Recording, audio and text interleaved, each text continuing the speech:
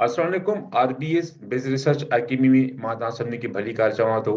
अॼु हिन नई वीडियो सां तव्हां सां गॾु आहियां मां। अॼु हिन वीडियो में असां डिस्कस सम्झंदासीं त transitional linking and starter words for academic writing. दोस्तों, जॾहिं बि असां रिसर्च पेपर या थीसिस लिखंदा आहियूं त असांखे कुझु अहिड़े लफ़्ज़नि जी ज़रूरत पवंदी आहे जेके जुमलनि खे पाण में ॻंढियुनि या को स्टार्ट यानी कि जुमले खे शुरू करण में अॻु में असांखे कुझु अहिड़ा लफ़्ज़ हुन सां लॻाइणा पवंदा आहिनि त जीअं हिकिड़ो जुमिलो असांखे मुकमल हिकिड़ो सेंस या सम्झ ॾिए उनजी। सो उहे कहिड़ा लफ़्ज़ हूंदा आहिनि या असां ट्रांसमिशन जो वरी आहे ट्रांसमिटिंग वर्ड्स कहिड़ा हूंदा आहिनि त हिकिड़े थॉट खां असां जॾहिं ॿिए थॉट ते वेंदा आहियूं या हिकिड़े ख़्याल खां ॿिए ख़्याल तरफ़ वेंदा आहियूं त उन में असांखे कहिड़ा लफ़्ज़ खपंदा आहिनि त जेके असां उन यानी हिकिड़े सोच खां ॿी सोच ताईं कीअं वञूं त उहे लफ़्ज़नि जी ज़रूरत पवंदी आहे।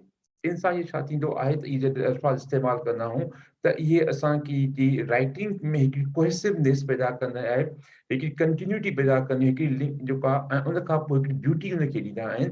त इन जे करे इहे जेके ट्रांसिशंस लिंकिंग एंड स्टार्टर वर्ड्स जेके आहिनि इहे ॾाढा इंपॉर्टेंट आहिनि।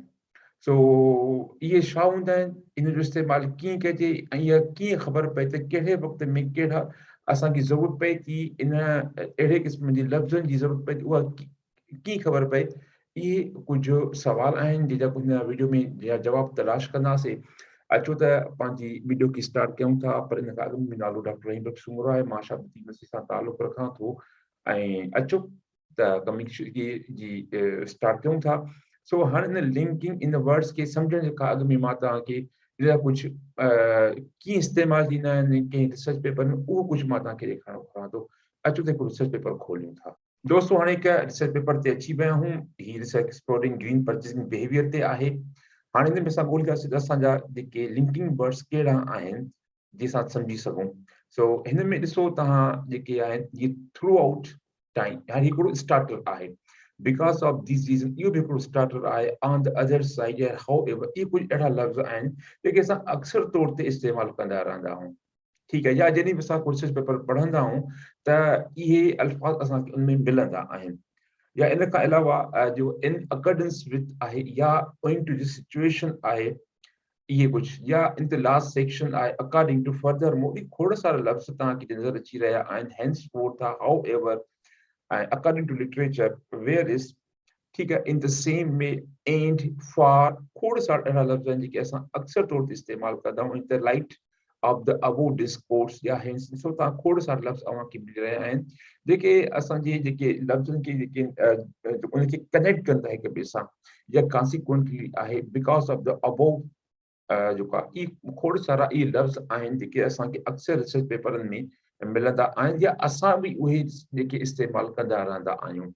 सो इहे कुझु मिसाल हुया। हाणे असां वरी पंहिंजी पीपीटी तरफ़ वञूं था त थोरो सम्झूं त इहे कहिड़ा हूंदा आहिनि, इन जी ज़रूरत कीअं पवंदी आहे। हाणे हिन में तव्हां ॾिसो त ट्रांसिशन आहे छा, थोरो इनखे सम्झे त इहा ट्रांसिशन छा हूंदी आहे। सो इन हवाले खां इहे लफ़्ज़ जेके आहिनि इहे हिकिड़ो पुल जो जेको आहे न उहो किरदारु अदा कंदा आहिनि ॿिनि जुमिलनि जे विच में या ॿिनि फ्रेज़िस जे विच में या जेके ॿ जेके पैराग्राफ जे विच में इहो हिकिड़ो पुल जो किरदारु अदा कंदा आहिनि। जीअं तव्हांजी हिते ॾिसो था त पॉइंट ए खां जॾहिं पॉइंट बी ते असां वञूं था त असां कुझु अहिड़ा लफ़्ज़ मिलनि जेके इन ॿिनी जुमिलनि खे हिक ॿिए सां मिलाइनि। अहिड़े लफ़्ज़नि खे असां हिकिड़ो ट्रांसिशनल जेके आहिनि से उहे लफ़्ज़ चवंदा आहियूं। हाणे लिंकिंग जेके लफ़्ज़ आहिनि उहो बिने थो थिए ट्रांसिशन जो ई हिकिड़ो जेको आहे हिसो आहे। सो जीअं ॾिसो त हीउ पुल हिकिड़ो किरदारु अदा करे ॿिनि शहरनि खे पाण खे में मिलाइण जे लाइ, उहो साॻियो ई जेको तरीक़ो आहे तव्हांजी ट्रांसिशन लफ़्ज़नि जो।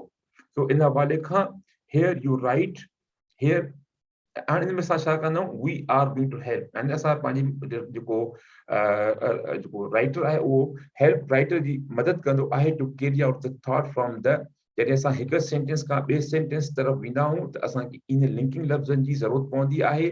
या जॾहिं असां हिकु जेको आइडिया खां ॿिए आइडिया तरफ़ वेंदा आहियूं तॾहिं बि इन लफ़्ज़ जी ज़रूरत पवंदी आहे। या जॾहिं असां हिकु पैराग्राफ खां ॿिए पैराग्राफ ताईं या ॿिए जेके असां वेंदा आहियूं तॾहिं बि इन शइ जी असांखे ज़रूरत पवंदी आहे। ऐं इन खां पोइ इहो आहे हिते आख़िर में इहो ॿुधाए त guides the research reader to interpret the ideas the way you as a writer want to them. यानी उनखे गाइड कंदा आहिनि जेतिरे सां तव्हां उनखे पढ़णु घुरो था पंहिंजे रीडर खे तव्हां पंहिंजे पेपर जे हवाले खां त उन तहत ई उन शयुनि खे जेको आहे उहो पढ़ंदो वेंदो आहे. सो इन हवाले खां इहे ॾाढा इम्पोर्टेंट आहिनि. अच्छा, उन खां पोइ हिते असां वधीक असांखे कुझु शयूं मिलनि थियूं त भई translation words phrases are called as a linking or connecting word. ये linking या connecting word हूंदा आहिनि जेके मुख़्तलिफ़ ideas खे पाण में जोड़ींदा आहिनि ऐं they help the reader to follow your argument. मदद कंदा आहिनि तव्हांजी जेको पढ़ंदड़ आहे तव्हांजे पेपर जो त उनखे जे आर्ग्यूमेंट तव्हां ॾियो था उनखे फॉलो करण में ऐं by expressing relationship जीअं तव्हां उन आर्ग्यूमेंट जे विच में कोई रिलेशनशिप क्रिएट कंदा हो त उहो रिलेशनशिप जेको आहे उहो तव्हांजी रीडर खे जेको आहे उहो गाइड कंदो रहंदो आहे कंहिं ख़ासि ऐं उन गाइड उन रहनुमाई ज़रिए सां उहो रीडर जेको आहे हिकिड़ो ख़ासि ख़्यालु ठाहे रखंदो आहे तव्हांजे पेपर जे बारे में या कुझु तव्हां उनखे ॾियो था पढ़ण जे लाइ. या अक्सर ॾिसो जॾहिं ॻाल्हाईंदा आहियूं तॾहिं बि असां उन में खोड़ सारा उहे लफ़्ज़ इस्तेमालु कंदा आहियूं त उहो हिकिड़ो छा त हिकिड़ो मुकमल हिकिड़ो थाट ॾींदा आहियूं असां पंहिंजे लिसनर खे या रीडर खे त तव्हां चवणु छा था चाहियो. सो तव्हां जेको चवणु चाहियो था उनखे क्लियर करण में इन लफ़्ज़नि जो तमामु वॾो जेको आहे उहो किरदारु हूंदो आहे. ऐं जीअं ॾिसो as a part of speech जीअं इस्म नाउन आहे फेल आहे इहे लफ़्ज़ जेके असां मुख़्तलिफ़ जेके पार्ट्स ऑफ स्पीच आहिनि इहे असां कीअं छो कंदा आहियूं त जीअं असांजा लफ़्ज़ जेके आहिनि से जुमिला जेके हिक ॿिए सां कनेक्ट थियनि. यानी इन ट्रांसलेशन वर्ड जो किरदारु बि जेको आहे उहो इन पार्ट्स ऑफ स्पीच वांगुरु हूंदो आहे जेके तव्हांजी जुमिलनि खे क्लियर कंदा आहिनि अॻिले जे ज़हन में. उन खां पोइ नेक्स्ट जेका थी आहे they help the readers to progress from one idea to the next idea. माना हिकु आइडिया खां पोइ वञण खां ॿिए आइडिया में इहे लफ़्ज़ उनखे मदद फराहम कंदा आहिनि जेके तव्हां अॻु में बि ॾिसी आहियो. उन खां पोइ आहे they help to build up the coherent relationship. यानी कोहेसिवनेस जेको आहे तव्हांजे जुमिलनि खे में पैदा करण जे लाइ इहे अल्फाज़ जो तमामु वॾो किरदारु हूंदो आहे. ऐं इन खां पोइ अॻिते छा आहे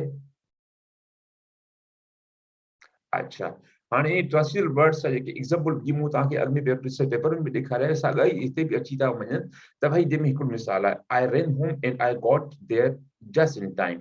हाणे एंड जेको आहे उहो ट्रांसलेशन वर्ड आहे जेको ॿिनि जुमिलनि खे पाण में कनेक्ट करे थो. दे connects the two occurrences equal. यानी ॿ जेके असांजा जेके अमल आहिनि उन ॿिन्ही खे मिलाए करे हिकिड़ो जुमिलो ठाहे थो त जीअं हाणे उन मां शइ असांखे क्लियर मिली वई. I ran home but I still late. ठीक है हाणे इहो हिते अची वियो बट. हाणे बट इहो छा आहे इहो कंट्रास्ट पैदा करे थो मुख़्तलिफ़ शयूं कंदा. I ran to the home but I still late. मां भाॻुमि त सही घर पुॼण जे लाइ पर अञा ताईं पोइ बि मां लेट थी वियुसि. ठीकु आहे हाणे हिकिड़ो तव्हांखे लफ़्ज़ मिली वियो जेको पंहिंजो अकरेंस ॿई जेके ॿ जेके शयूं थियनि थियूं उनखे में ॿई माना जेके शयूं हिकु टाइम ते थियूं उनखे इक्वली टाइम ॿुधाए थो. हिकिड़ो उन में कंट्रास्ट पैदा करे थो. ऐं ॿियो आहे I could run home or I could stay at school and work. And R जेको आहे हिन में उहो जो वरी किरदारु कहिड़ो आहे present two different options. ठीकु आहे इहे मुख़्तलिफ़ अल्फाज़ जेके असां इस्तेमालु कंदा रहंदा आहियूं इन जो इस्तेमालु ॾिसो केतिरो अहम आहे हिन में.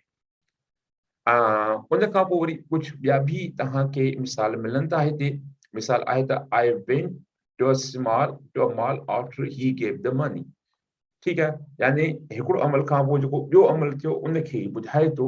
या bowling in a sport in which the players with the highest score win. Conversely, the goal in golf is the यानी हिकिड़ो ॿियो जेको असांजो स्टार्टर आहे जेको ॿिनि जुमिलनि खे सेंस जेको आहे क्लियर करण में असांजी मदद करे थो.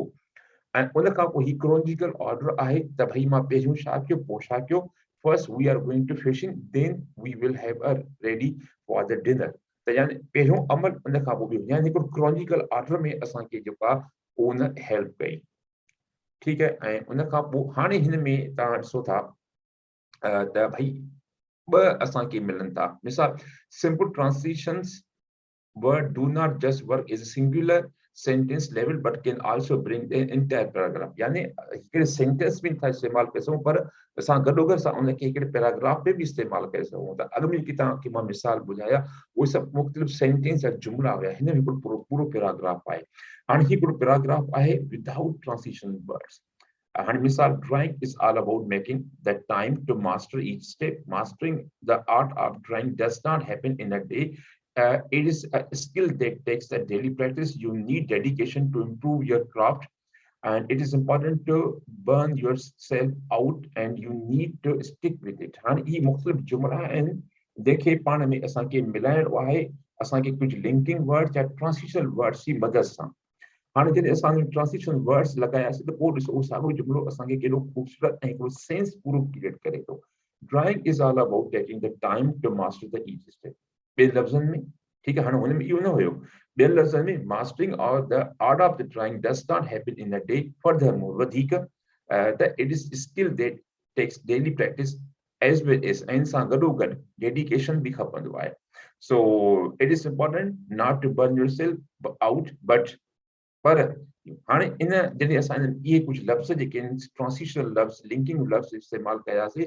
त उहो साॻियो ई जुमिलो जेको आहे पढ़ण में बि असांखे आसानी थी वई ऐं हिन में हिकिड़ी कोहेसिवनेस बि अची वई ऐं असांखे हिकिड़ो हिन में ब्यूटी बि अची थी वञे त हाणे पढ़ंदड़ उनखे ॾाढो हिकिड़ो सुठो लॻे थो ठीकु आहे हाणे इन में असां ॾिसंदासीं त भई कहिड़े वक़्तु असांखे इहा ख़बर पए त असांखे इहे जेको आहे ट्रांसिशन वर्ड्स इस्तेमालु करणु घुरिजनि यानी उन जा जी निशानियूं कहिड़ियूं आहिनि हिन वक़्तु असांखे ट्रांसिशन लफ़्ज़ जेको आहे उहो इस्तेमालु करणु घुरिजे सो इन हवाले खां थोरो वरी नेक्स्ट स्लाइड ते हलूं था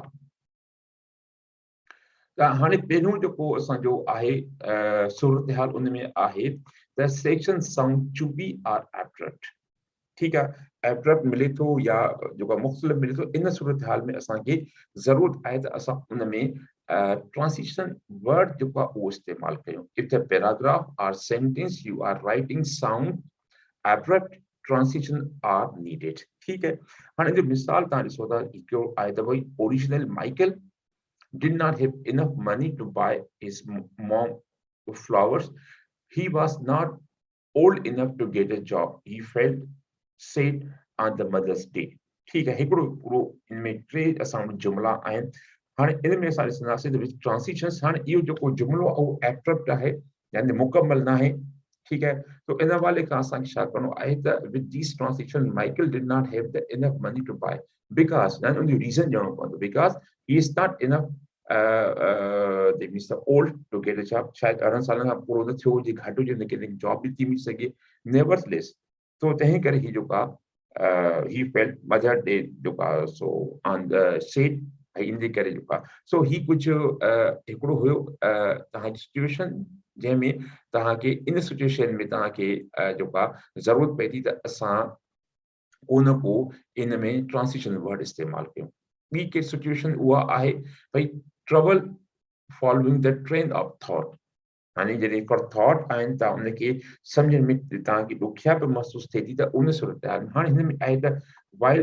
writing the most important transition can be abstract or it can also be confusing यानी उनमें कंफ्यूजन हुजे त उन कंफ्यूजन खे दूर करण जे लाइ असांखे वरी अहिड़े क़िस्म जा अल्फाज़ इस्तेमालु करणा पवंदा आहिनि it is important to guide readers from the one thought to next thought हाणे इन में आहे जी ओरिजिनल आहे त भई हिन में ओरिजिनल आहे त Tracy did not have a money Jill had a money and Tracy bought a gift for her mother हाणे ई ॿ मुख़्तलिफ़ जुमिला आहिनि जो पाण में माने को हिकिड़ो कोहेसिवनेस न आहे जेके तव्हां पढ़ंदो तव्हां सोचींदो यार हिकिड़ो जेको आहे हिकिड़ी ॻाल्हि थो करे ॿियो जुमिले में ॿी ॻाल्हि थो करे टिनि जुमिले में टी ॻाल्हि थो करे इनखे कीअं पाण में मिलाइजे त इते इन में सूरत हाल में असांखे ट्रांसिशन लफ़्ज़नि जी ज़रूरत पए थी जीअं मिसाल हिन में आहे the while Tracy did not have the money, Jill did not. Therefore, the Tracy bought a gift for him. So, हाणे इनमें असां ॿ लफ़्ज़ जेके आहिनि से like the therefore and while लॻाए करे इन जुमिले खे हिकिड़ो कंपोज़ कयोसीं हाणे इहो जुमिलो जेको आहे असांखे जेके ट्रेन ऑफ थॉट आहे यानी थॉट हिकिड़ो सिलसिलो जेको आहे उहो असांजो बहितर थी वियो अच्छा उन खां ॿी कहिड़ी सूरत हाल आहे त जॾहिं असां writing the jump from the one idea to next idea अक्सर हिन में असांखे ज़रूरत पवंदी आहे त हिकु आइडिया खां जॾहिं ॿी आइडिया तरफ़ वञूं था या हिकु पैराग्राफ खां ॿी पैराग्राफ तरफ़ वञूं था त उते बि असांखे अहिड़नि क़िस्म जे लफ़्ज़नि जी ज़रूरत पवंदी आहे हाणे हिन में तव्हां ॾिसो था त since U right the way you think it can be easy to jump from one idea or point in your thesis statement to the next ठीक है इहो आसान हूंदो आहे पर However, this can be hard for readers to follow. त हालात आसान हूंदा पर जेके तव्हांजा पढ़ंदड़ आहिनि या मिसाल जेके असां ॻाल्हायूं था ॻाल्हाइण दौरान बि जेका तकलीफ़ कयूं था त उन में जेके तव्हांजा ॿुधंदड़ आहिनि उन जे लाइ थी सघे थो को मसइलो हुजे. use transition words in these areas to guide the readers from one idea to another idea. ठीक है. सो इन सूरत हाल में असांखे जेके इहे जेके ट्रांसिशन लफ़्ज़ आहिनि उहे असांजी रहनुमाई कंदा आहिनि. मिसाल हिन में हाणे तव्हां ॾिसो था त भई ओरिजिनल आहे हिकिड़ो लफ़्ज़ जेको आहे. हाणे ओरिजिनल सेंटेंस कहिड़ो आहे? location below the poverty level need more education services. It is important to discuss the how poverty affects the work life. हाणे इहे ॿ मुख़्तलिफ़ जेके हिन से जुमिला आहिनि. हाणे तव्हां हिकिड़े थॉट खां ॿिए थॉट तरफ़ वियो. ठीकु आहे. इन में असांखे ट्रांसिशन सां कहिड़ो फ़ाइदो पए थो उते ॾिसी वठूं. त एज़ यू कैन सी हाणे हिते असांजो हिकिड़ो स्टार्टर लॻी पियो.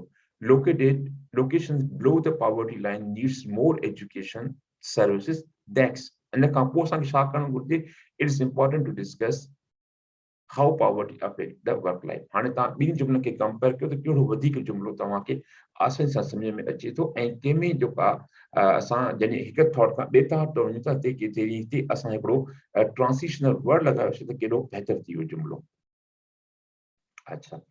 हाणे हुन खां पोइ अॻिलो ॻाल्हि आहे त भई इम्पोर्टेंट थिंग्स टू रिमेंबर. जॾहिं बि तव्हां ट्रांसिशन लफ़्ज़ लॻायो उन लाइ कुझु शयूं आहिनि जेकी मां तव्हांखे ॿुधाइणु चाहियां थो. त सभ खां पहिरियों आहे do not over use transition word. हर वक़्तु ट्रांसिशन वर्ड लॻाइण जी ज़रूरत न हुजे. जिते ज़रूरत हुजे उते लॻाइजे, जिते ज़रूरत न हुजे त ख़ामख़ा असांखे ट्रांसिशन वर्ड हर ॻाल्हि में न आहे लॻाइणु. ठीकु आहे.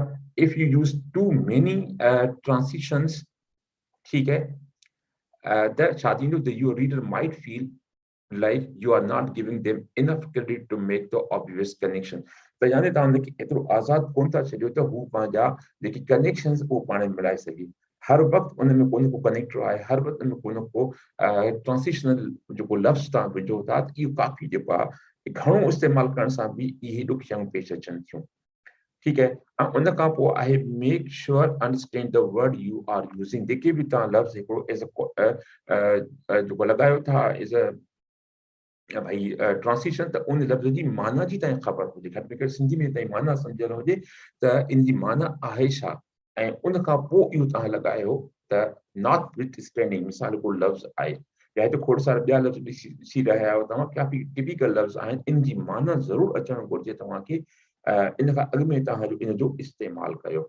ऐं उन खां पोइ आहे त point of transition words is to make the logical connection. जेको बि तव्हां ट्रांसिशन जेको ॾियो था वर्ड्स उहो हिकिड़ी लॉजिकल कनेक्शन त ॾियो हुन में. So when you are using the word the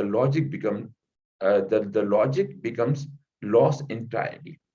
त जंहिं जुमिलनि में असां ट्रांसिशन वर्ड ॾियूं था त गैर ज़रूरी तौर ते त उते उनजी का लॉजिक उहा ख़तमु थी वञे.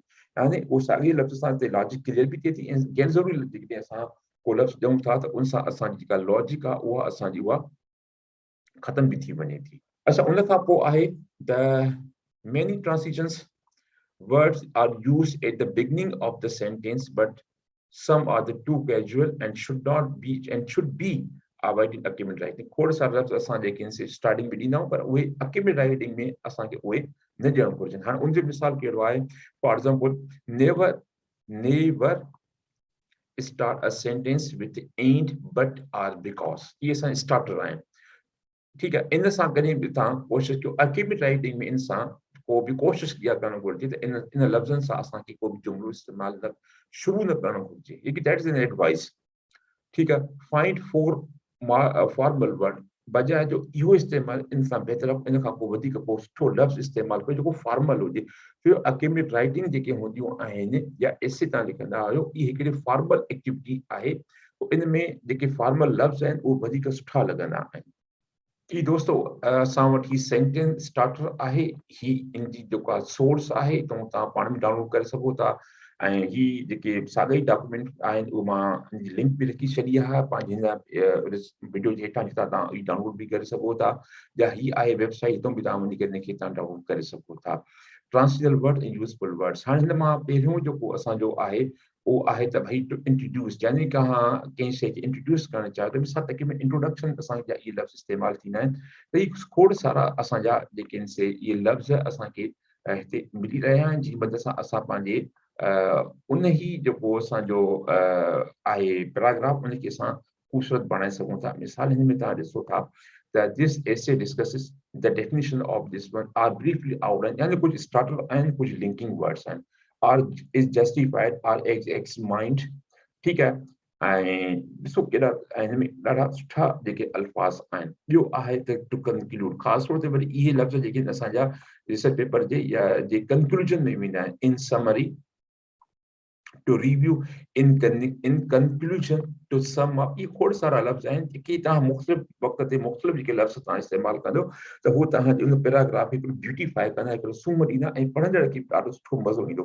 मिसाल बार बार जेकॾहिं असां इन कंक्लूजन इस्तेमालु कंदासीं त हिकिड़ो रिपीटेशन थींदी ऐं हमेशह रिपीटेशन अॻिले खे बोर ई कंदी आहे। त इन वजह खां कंहिं महिल इन कंक्लूजन, कंहिं महिल टू सम अप, कंहिं महिल दस, कंहिं महिल इन शॉर्ट, त इहे हिकिड़ी जेकी इंसिफाइटी तव्हांजे थॉट में ॾींदा आहिनि ऐं इन सां जेको तव्हांजो रीडर आहे उहो ॾाढो जेको आहे उनखे बहितर लॻंदो आहे।